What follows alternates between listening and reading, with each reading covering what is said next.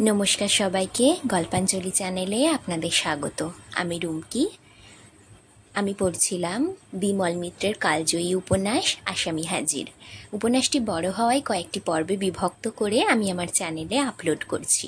সব পর্বগুলির লিঙ্ক আপনারা ডেসক্রিপশন বক্সে পেয়ে যাবেন। শুনবেন, আশা করি ভালো লাগবে। গল্প পাঠ ভালো লাগলে অবশ্যই কমেন্ট করতে ভুলবেন না। 26টি পর্ব শেষ হয়েছে, আজ পড়ব 27তম পর্ব।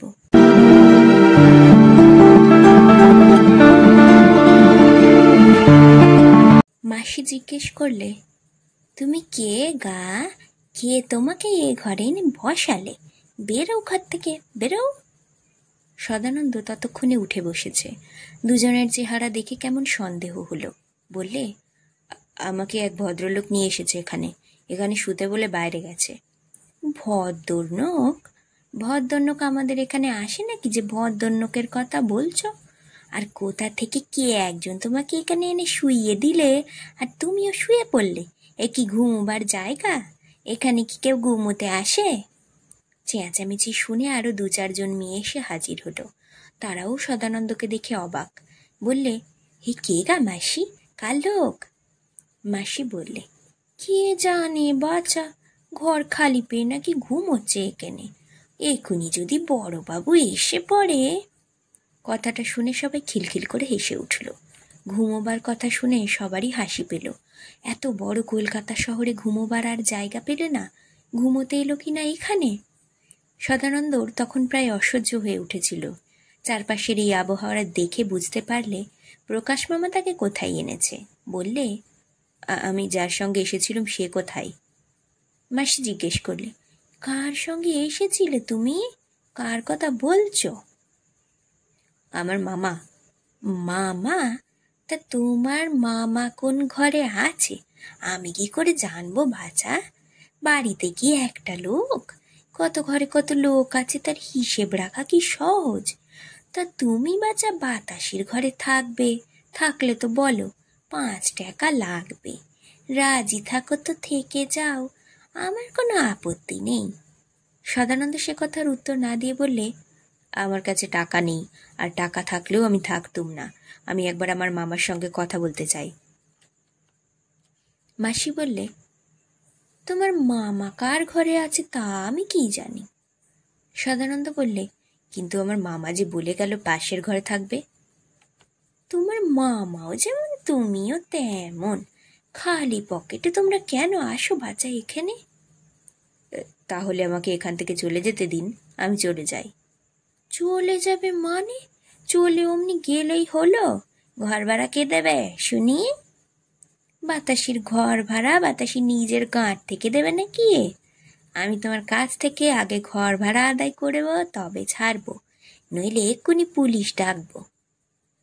তারপর পাশের একটা মেয়ের দিকে চেয়ে বলল, যা তোলা পুটি, গিরিধারীকে একবার ডেকে নিয়ে আয় তোলা, যা। সদানন্দ এবার সোজা দরজার দিকে এগিয়ে গেল। বললে, পুলিশের ভয় দেখাবেন না আমাকে, আমি পুলিশকে ভয় করি না। টাকা আমার কাছে নেই, আমাকে যেতে দিন। বাতাসি তখন ভয় পেয়ে গিয়েছে, হাউমাউ করে চিৎকার করে উঠল, ও মাসি, তোমাকে মারবে, তুমি সরে যাও। মারবে? অমনি মারলেই হলো? টাকা না দিয়ে চলে গেলে আমি পাড়ার লোক ডেকে জড়ো করবো না? তুই এত ভয় পাচ্ছিস কেন লা? বড়বাবুকে খবর দিলে এক্ষুনি কোমরে দড়ি বেঁধে টানতে টানতে নিয়ে যাবে না? ততক্ষণে চেঁচামেচিতে আরো লোক জড়ো হয়ে গেছে এখানে। রাত তখন কত হয়েছে কে জানে। সবাই কিলবিল করতে করতে এসে হাজির হলো সেখানে। সকলের একই প্রশ্ন, কি হয়েছে মাসি, কি করেছে লোকটা? মাসি বললে, দেখ না মেয়ে, বাতাসির ঘরে বসলো, এতক্ষণ বসে বসে মদ গিললো, এখন চুপি চুপি পালিয়ে যাচ্ছে। বলে কিনা টাকা নেই। টাকা নেই তো ফুর্তি মারতে এখানে এসেছিলে কেন শুনি? শক টক করে এখানে টাকা নেই বললে তোমরাকে ছাড়বো কেন? এ কি ঘরের বিয়ে করা বউ পেয়েছ তুমি? সদানন্দ আর সহ্য করতে পারলে না, সকলকে ঠেলে ঘরের বাইরে এসে দাঁড়ালো। বললে, পুলিশ আপনাদের ডাকতে হবে না, তার আগে আমি পুলিশ ডাকবো। ততক্ষণে গিরিধারী এসে গিয়েছিল। তাকে আর কিছু বলতে হলো না। সে এসেই সদানন্দর গলা টিপে ধরেছে। চুপ কর শালা মাতাল, কিন্তু তার কথাটা শেষ হবার আগেই সদানন্দ তাকে এক ধাক্কা দিয়েছে, আর সঙ্গে সঙ্গে সে উঠোনের ওপর পড়ে গিয়ে মুখ থুবড়ে পড়েছে। আর বাড়ির মেয়েরা সবাই মিলে পাড়া কাঁপিয়ে মরা কান্না জুড়ে দিল। আশেপাশের যত বাড়িতে যত মেয়ে ছিল সবাই এসে হাজির। কি হয়েছে লা, কি হয়েছে তোদের বাড়িতে? সদানন্দ তখন চিৎকার করে বলে উঠল, আমার সামনে যে আসবে তারই ওই দশা করে ছাড়ব, পথ ছাড়ো। গিরিধারীকে ধরাশায়ী দেখে সবাই ভয় পেয়ে গিয়েছিল তখন, কিন্তু মাসির ভয় করা চলে না। সে এসব ঝামেলা অনেক আগে সামলেছে।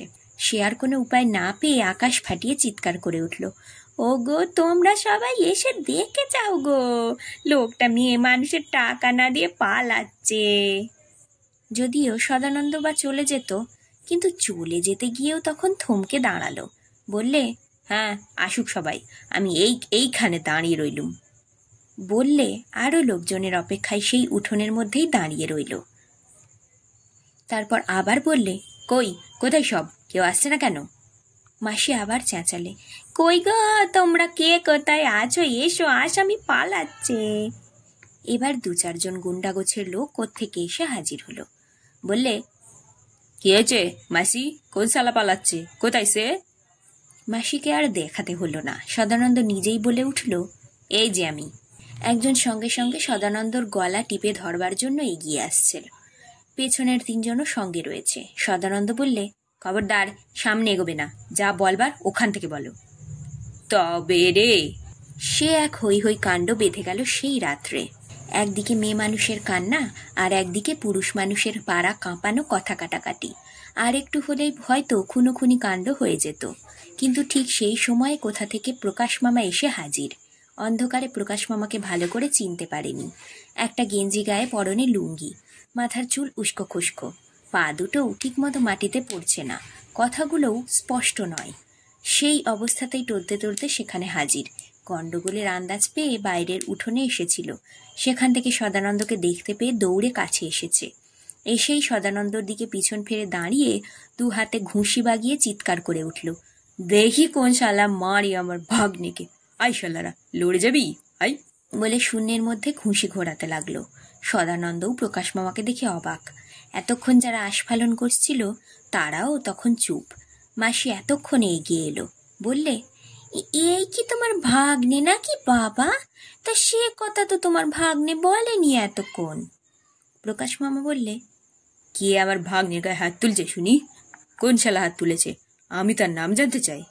সদানন্দ বলে উঠল, প্রকাশ মামা, আমি আর এখানে থাকবো না। প্রকাশ মামা চেঁচিয়ে উঠল সদানন্দের কথা শুনে, তার মানে থাকবি না মানে? আমি টাকা দিইনি? আলবাত থাকবো, আমাদের হক আছে থাকবার। আমি ঘর ভাড়ার টাকা দিয়েছি বলে চলে যাবার জন্য? আমি আমার ঘর ভাড়া দিয়েছি, তোর ঘর ভাড়া দিয়েছি, এখন আমি কি মুফত আছি নাকি এখানে? তারপর মাসির দিকে চেয়ে বললে, কি হলো মাসি, তুমি চুপ করে আছো কে? তোমার মুখে কথা নেই কেন? আমি তোমাকে টাকা দিয়েছি কিনা বলো, বুকে হাত দিয়ে বলো তুমি। আমি তোমার ঘর ভাড়ার টাকা, মালের টাকা আগাম মিটিয়ে দিইনি?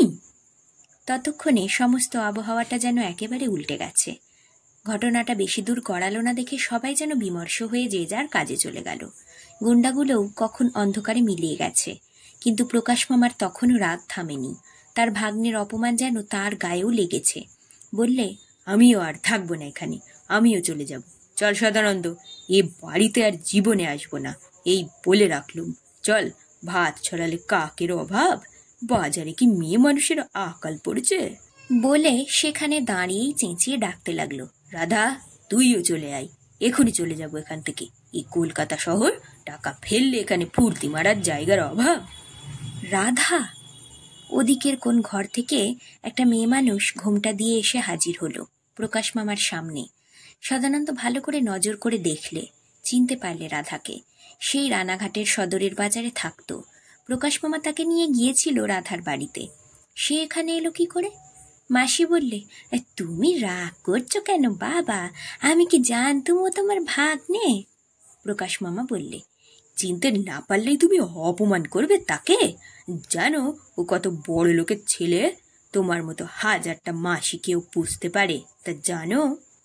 মাসি বললে, তা চিনতে না পারলে কি করব বাবা, ওকে বাতাসের ঘরেই বা তুমি রেখে দিয়েছিলে কেন? জানো তো ও বড়বাবুর বাঁধা মেয়ে মানুষ, বড়বাবু নিজে ওকে এখানে রেখে গিয়েছে। প্রকাশ মামা বললে, ও ঘরে কেউ থাকে না, আমি জানবো কি করে? আগে যখন এসেছি তখন তো ও ঘরটা বরাবর খালি পড়ে থাকতো। আমি কি আজকে প্রথম আসছি তোমার বাড়িতে? আমি সব সইতে পারি, কিন্তু অপমান আমার ধাতে সয় না। আমার ভাগ্নেকে তুমি অপমান করেছ, আমি তা সইব না।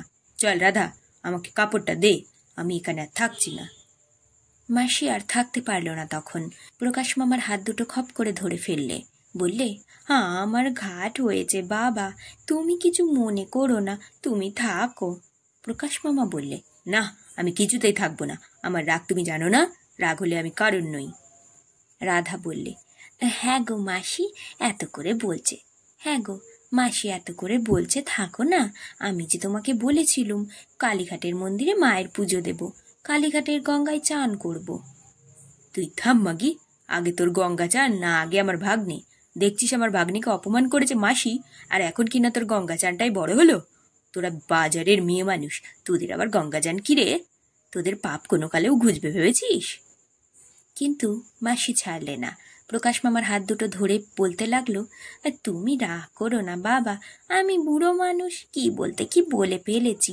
তুমি চলো, তোমার ভাগ্নেকেও আমি যেতে দেব না। আমি বাতাসিকে বলে দিচ্ছি তোমার ভাগ্নেকে তার ঘরে বসাবে।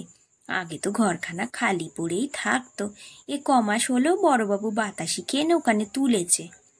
প্রকাশ মামা সদানন্দর দিকে চাইলে, বললে, কিরে থাকবি তুই? এরা এত করে বলছে। সদানন্দ বললে, না, আমি আর থাকবো না এখানে। মাসি বললে, কিন্তু এত রাত্রিরে কোথায় যাবে বাবা? গাড়ি ঘোড়া বাস ট্রাম তো বন্ধ সব, রাত্রিটা অন্তত আমার এখানে কাটাও। তোমার মামা আমার পুরনো খদ্দের হলো গিয়ে লক্ষ্মী। তোমরা চলে গেলে আমার কি ভালো হবে বাবা, বলতে চাও? আমার অকল্যাণ হয়, তাই কি চাও বাবা তোমরা? প্রকাশ মামাও বললে, ওরে যাগে যা হয়ে গেছে, তুই থেকে যা, একটা রাত্রির তো মামলা, কাল ভোরবেলা উঠেই ট্রেন ধরে নবাবগঞ্জ চলে যাব। কিন্তু কথার মধ্যেই বাধা পড়ল। বাইরের দরজায় যেন কারা এসে হাজির হলো। মাসি ভেতর থেকেই বলে উঠল, কে গো, কে ওখানে? কিন্তু তার আগেই গিরিধারী দৌড়ে এসেছে। হ্যাঁ মাসি, বড়বাবু এসেছে। বড়বাবু কথাটা শুনেই মাসি যেন কেমন চঞ্চল হয়ে উঠল। বললে, ও মা, বড়বাবু, নিয়ে আয়, ভেতরে ডেকে নিয়ে আয়।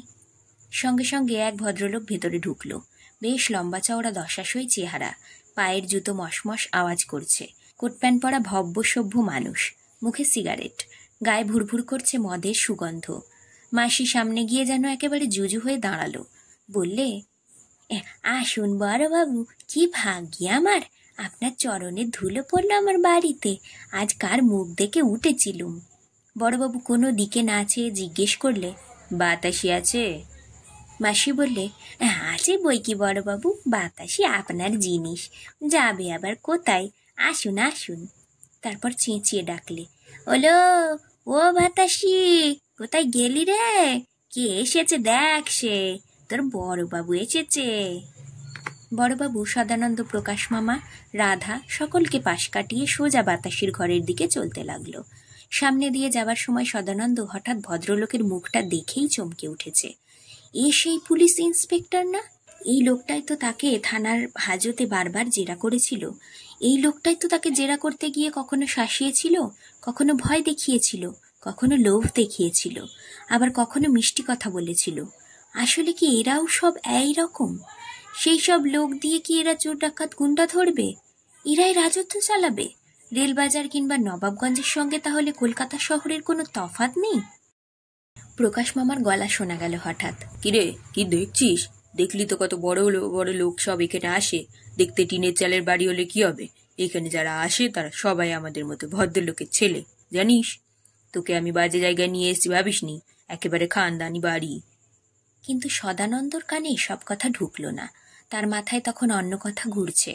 আগে প্রকাশ মামার উপর তার ঘৃণা হচ্ছিল, কিন্তু প্রকাশ মামা তাকে এখানে না নিয়ে এলে তো সে এই শহরের আরেকটা দিক দেখতেও পেত না, জানতেও পারত না যে দিনের বেলা যাদের দেখে মানুষ শ্রদ্ধা করে, ভয় পায়, সমাজের গণ্যমান্য বলে মাথা উঁচু করে বেড়ায়, রাত্রের অন্ধকারে তাদের আর এক চেহারা, আর এক রূপ, আর এক প্রবৃত্তি। উত্তরের কোণের ঘরের ভেতরে নয়নতারা তখন চুপ করে বসেছিল। ঘরটা এমন একটা বাড়তি ঘর, কেউ থাকেও না, কখনো থাকবার দরকারও হয় না। এককালে কর্তাবাবু যখন এ বাড়ি করেছিলেন তখন ভেবেছিলেন ছেলে মেয়ে নাতনিতে তার ঘর ভরে যাবে, কিন্তু তার নিজের সন্তান বলতে হলো ওই একটা মাত্র। তা এক ছেলেই কি কম? সেই এক ছেলের ছেলে মেয়ে হলেও তো বাড়ি ভরে যাবার কথা, কিন্তু তাও হলো না, হলো মাত্র একটি নাতি। ওই সদানন্দ যখন হলো তখন মস্ত ঘটা করে অন্নপ্রাশনের ব্যবস্থা করেছিলেন। তারপর আরও কত বছর কাটল, বছরের পর বছর গড়িয়ে গেল, কিন্তু আর কোনো সন্তান হলো না ছেলের। কর্তাবাবুর ঘর বাড়িও আগেকার মতোই ফাঁকা পড়ে রইল। সন্ধেবেলার দিকে একবার চুপি চুপি শাশুড়ি দরজা খুলে ভেতরে ঢুকল। বলল, বৌমা, তোমার ভয় পাচ্ছে না তো? নয়নতারা বললে, না মা। শাশুড়ি বললে, ভয় পেও না, আমি বাইরেই আছি, খোকা তো এখনো এলো না, প্রকাশেরও তো দেখা নেই। নয়নতারা জিজ্ঞেস করলে, আপনি কেমন আছেন? আমার কথা ছেড়ে দাও বৌমা, আমার নিজের কথা আর ভাবছি না। তোমার শ্বশুর রানাঘাট থেকে এসে জিজ্ঞেস করছিলেন তোমার কথা, আমি বলেছি তুমি বেআই মশাইয়ের সঙ্গে কেষ্টনগরে চলে গেছে। তারপর একটু থেমে বললে, আমি এখন আসি বৌমা। তারপর একটু থেমে বললে, আমি এখন আসি বৌমা, নইলে কেউ আবার টের পেয়ে যাবে। তোমাকে আজকে আগে আগে খাইয়ে দেব, তখন তুমি নিজের ঘরে গিয়ে শুয়ে পড়ো। বাইরে থেকে আমি তোমার দরজায় তালা লাগিয়ে দেব, তাহলে আর কেউ টের পাবে না। আবার ভোর না হতে দরজা খুলে দেব। এইরকম ব্যবস্থাই হলো। কিন্তু বিকেল হলো, সন্ধ্যা হলো, তবু খোকাও এলো না, প্রকাশও এলো না। চৌধুরী মশাই জিজ্ঞেস করলেন, কই, প্রকাশ তো এখনো এলো না, আমি নিজে একবার যাব কলকাতায়। প্রীতি বললে, তুমি গিয়ে আর কি বা করবে? ওসব কাজ প্রকাশই করবে ভালো, আর তুমি চলে গেলে এদিকটা আবার কে সামলাবে? বাড়িতে এই কর্তাবাবুর অসুখ, এখন এখানে একজন পুরুষ মানুষ না থাকলে চলে? তা বটে, চৌধুরী মশাই বুঝলেন, কিন্তু তিনি যুক্তি বুঝলে কি হবে? মন তো যুক্তি বুঝতে চায় না। তার সমস্ত মন যেন খেই হারিয়ে গেছে একদিনের মধ্যেই যেন তার সমস্ত দৈনন্দিন কাজগুলো এলোমেলো হয়ে গেছে। দৈনন্দিন কাজের মধ্যেও তো একটা শৃঙ্খলা থাকে, সেই শৃঙ্খলা নষ্ট হলেই মন বড় বিপন্ন হয়। অথচ যে মানুষটা বড় বেশি করে সংসার ধর্ম করতে চেয়েছিলেন, তাঁর আর কোনো দিকেই হুঁশ নেই। তিনি অচল অটল হয়ে পড়ে আছেন, জানতেও পারছেন না যে তার এত সাধের সংসারের ভিতেই আজ ফাটল ধরেছে। কৈলাস কুমস্তার দিনুই কেবল তাঁকে জিজ্ঞেস করতেন, তাঁকে সামলাচ্ছে। আগে রানাঘাট থেকে ছেলে ফিরে এলে মামলার ধারাগুলো খুঁটিয়ে খুঁটিয়ে জিজ্ঞেস করতেন। মামলা করে করে কর্তাবাবুর মামলার ঘুণ হয়ে গিয়েছিল শেষের দিকে। উকিলকেও কর্তাবাবু মামলার খেই ধরিয়ে দিতেন। সেই তিনিই আর জানতে চাইছেন না কোর্টে কতদূর কি হলো, জানতেও চাইছেন না তার অত আদরের নাতি কোথায় গেল। তিনি সুস্থ থাকলে কি আর এই অবস্থায় বৌমাকে বাপের বাড়ি যেতে দিতেন? পরের দিন রাত থাকতে নয়নতারাকে জাগিয়ে দিয়েছে শাশুড়ি। কি বৌমা, রাত্রিরে তোমার ভয় করেনি তো? নয়নতারা বললে, না মা। শাশুড়ি বললে, এখনো ভোর হয়নি, তোমার শ্বশুর এখনো ঘুমোচ্ছেন, তাড়াতাড়ি তুমি তৈরি হয়ে নাও, তারপর আবার তোমাকে উত্তরের ঘরে রেখে দিয়ে আমি দরজায় তালা দিয়ে দেব। নয়নতারা হঠাৎ বললে, মা। কি বৌমা, আজকেও যদি ওরা না ফিরে আসেন? যদি না ফিরে আসে তো তোমার কপাল, কাল সারা রাত তো কেবল ভগবানকে ডেকেছি, তুমিও ভগবানকে ডাকো বৌমা, নিশ্চয়ই তিনি মুখ তুলে চাইবেন। এক মনে ডাকলে কি আর ভগবান মুখ ফিরিয়ে থাকতে পারেন? বেহুলার গল্প জানো তো? সেই বেহুলা কেমন করে তার মরা স্বামীকে বাঁচিয়েছিল সে গল্প তুমি নিশ্চয়ই শুনেছ। তা তুমিও পারবে বৌমা, ভগবান সহায় থাকলে কোনো কাজই মানুষের অসাধ্য নয়। তুমি সব সময় এক মনে তাকে ডাকো, নিশ্চয়ই ফিরে আসবে খোকা। সত্যি নয়নতারা তখন ভগবানে বিশ্বাস করত। তারপর আঘাত পেতে পেতে কখন যে একদিন তার সব বিশ্বাসের সলিল সমাধি হয়ে গিয়েছিল, তা তার চিরকাল মনে থাকবে। কিন্তু কেন তার বিশ্বাস ভেঙে গেল? কেন আস্থা হারালো সে? আস্থা হারালো কি শুধু ভগবানের ওপর? আস্থা হারালো নিজের জীবনের ওপর, নিজের শ্বশুর শাশুড়ি সকলের ওপর। যে বিশ্বাস হারিয়ে একদিন সদানন্দ শেষ পর্যন্ত অমন আসামি হয়ে গেল, নয়নতারাও তো সেই আস্থা হারিয়েই একদিন আত্মঘাতী হতে গিয়েছিল। কিন্তু সে কথা এখন থাক, পরের দিন সন্ধে কেটে রাত হয়েছে। শাশুড়ি আবার ঘরের তালা খুলে ভেতরে ঢুকলো।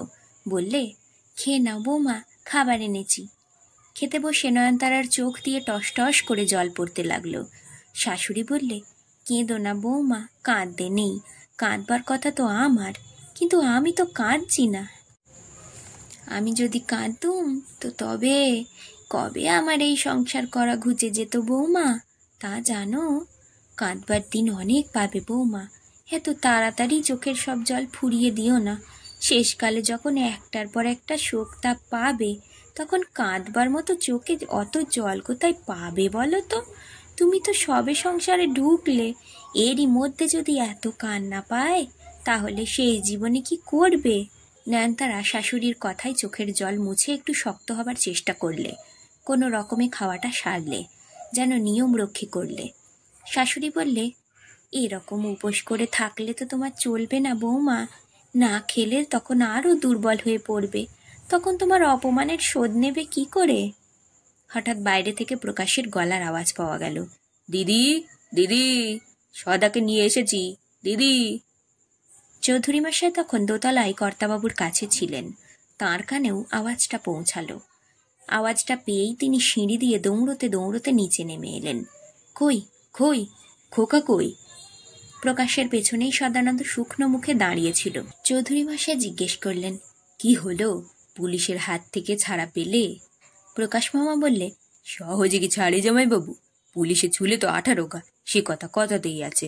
এ আবার পুলিশের বাবা, কলকাতার পুলিশ, 1000 টাকার কমে তো কথাই বলতে চায় না, শেষে হাতে পায়ে ধরতে তবে কথা রাখলে। চৌধুরী মশাই জিজ্ঞেস করলেন, তা খুব কষ্ট হয়েছে তো? প্রকাশ মামা বললে, কষ্ট বলে কষ্ট, হাতে তো টাকা ছিল না বেশি, সব তো পুলিশের পেটে ঢুকিয়েছি। শেষে যে কটা পয়সা হাতে ছিল তাতে গাড়ির ভাড়াটা কোনো রকমে দিয়ে তবে আসতে পেরেছি, নইলে কলকাতার রাস্তাতেই আমাদের রাত কাটাতে হতো। তারপর আর দাঁড়ালো না সেখানে, বললে, যাই আগে দিদিকে খবরটা দিয়ে আসি গে, দিদি হয়তো আবার খুব ভাবছে। চৌধুরী মশাই বললেন, তোমার দিদির তো আবার শরীরটা খুব খারাপ হয়েছে। প্রকাশ মামা বললে, সে তো আমি যাবার সময় দেখে গেছি, খোকার আসার খবর পেলেই দিদির শরীর ভালো হয়ে উঠবে। তারপর ভেতর বাড়ির বারান্দায় গিয়ে ডাকতে লাগলো, দিদি, দিদি। প্রীতি প্রকাশের গলার আওয়াজ পেয়ে আর সময় নষ্ট করেনি, বৌমাকে নিয়ে তার শোবার ঘরে ঢুকিয়ে দিয়েছে। ঢুকিয়ে দিয়ে বাইরে থেকে তালা বন্ধ করে দিলে। নয়নতারাকে বলে দিলে, যা বলেছি তা তোমার মনে আছে তো বৌমা? নয়নতারা ঘাড় নাড়লে, হ্যাঁ, মনে রেখে দিও, ভুলে যেও না। খোকা যেন না জানতে পারে যে তুমি ঘরে আছো। আমি ওদের বলবো তুমি বাপের বাড়ি চলে গেছো, বুঝলে? আজ খোকাকে বোঝানো চাই যে তুমিও অপমানের শোধ তুলতে পারো। বোঝানো চাই মেয়ে মানুষ হলেও তুমি একজন মানুষ। বোঝানো চাই যে তোমার মান অপমান লজ্জা সম্ভ্রম বলে একটা জিনিস আছে। আরও বোঝানো চাই খোকার যেমন অধিকার আছে এ বাড়ির ওপর, তোমারও তেমনি সমান সমান অধিকার আছে, বুঝলে? যা যা বলছি তাই ঠিক ঠিক করো, যেন ভয় পেও না। খোকা যদি ঘর থেকে পালিয়ে যাবার চেষ্টা করে তো তুমি যেন ওকে জোর করে ধরে রাখতে ভয় পেও না।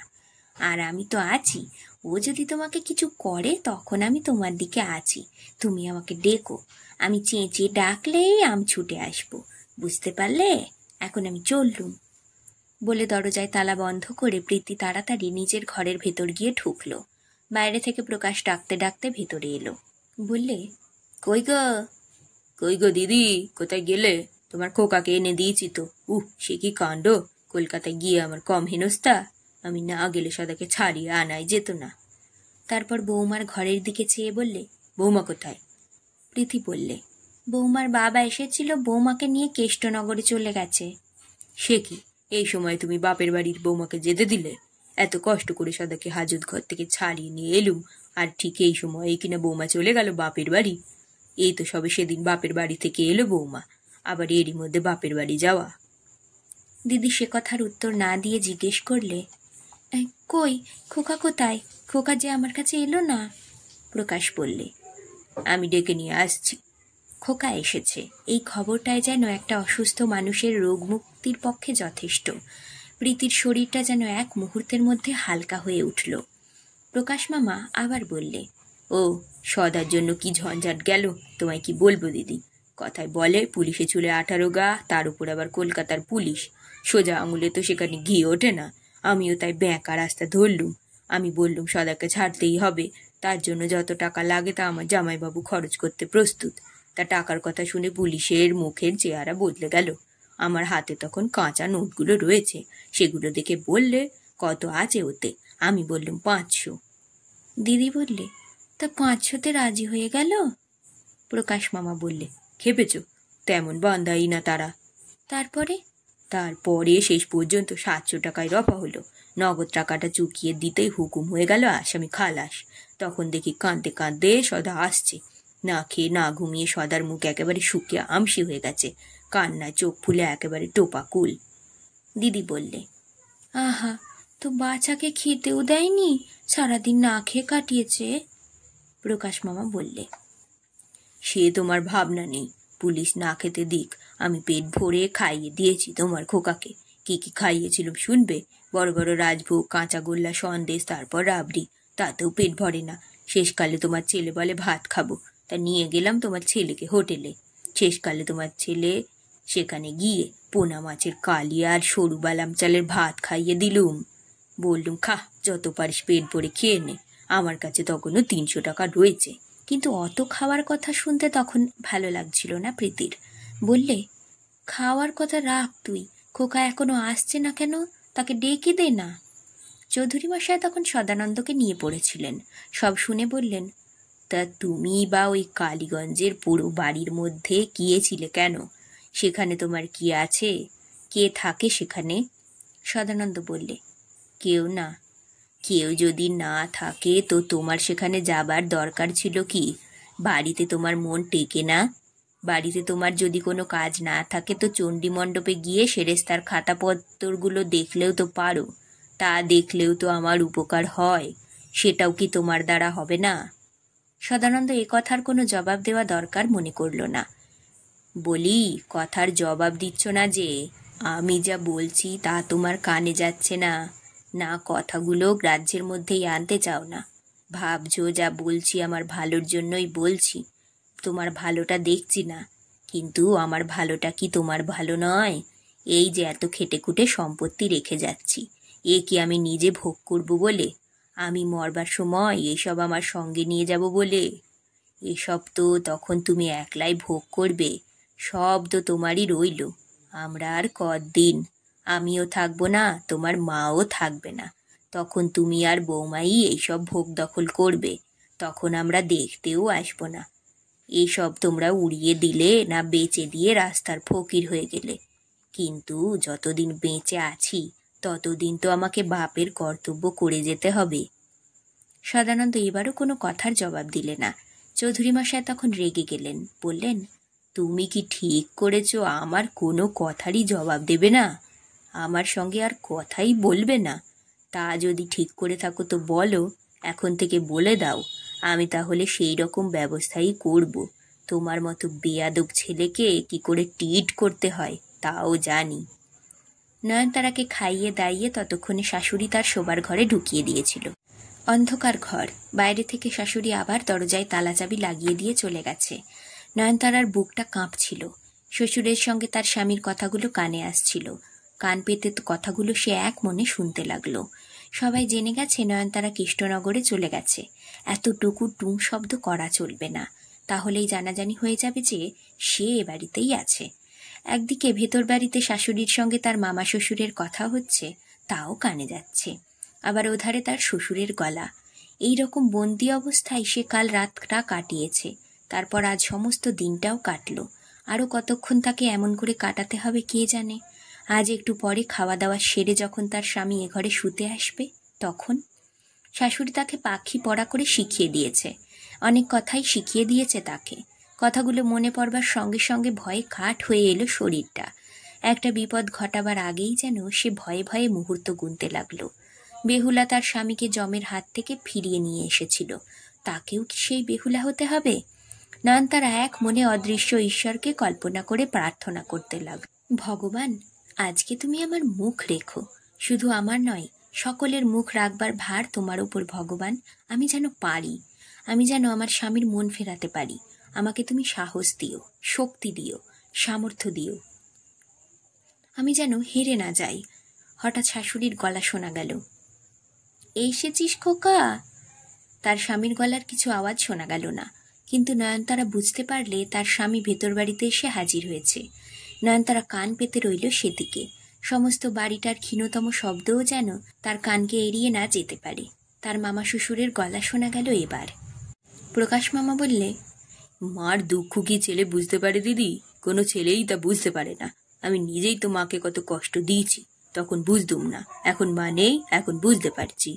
শাশুড়ি সে কথার উত্তর না দিয়ে ছেলেকে আবার জিজ্ঞেস করলে, কেন আমাদের কথা শুনিস না বলতো বাবা? আমাদের কথা শুনতে তো তোর আজ আর এই এত হেনস্থা ভোগ করতে হতো না। এত ভালো বাড়ি থাকতে তুই কেন গিয়েছিলি বাবা সেই কালীগঞ্জের পুরো বাড়ির ভেতরে? ডাকাত যদি নাও থাকতো তো সাপ খোপও তো থাকতে পারে, সেখানে ঢোকা কি ভালো? এ না হয় পুলিশের কাছে টাকা কড়ি দিয়ে খালাস করে আনা গেল, কিন্তু যদি সাপ খোপে কামড়াতো তখন কি হতো? চৌধুরী মশাইও এবার ভেতরে এলেন, বললেন, ও শুনবে না আমাদের কথা। তুমি ওকে হাজার বলো, কোনো কথাই ওর কানে ঢুকবে না। তুমি যেসব কথা বলছো আমি ওকে সেসব কথা অনেক বলেছি। ও যে কি ভাবে, কি করে, ওর কি মতলব আমি কিছুই বুঝি না। শাশুড়ি বললে, তুমি আবার ভেতরে এলে কেন?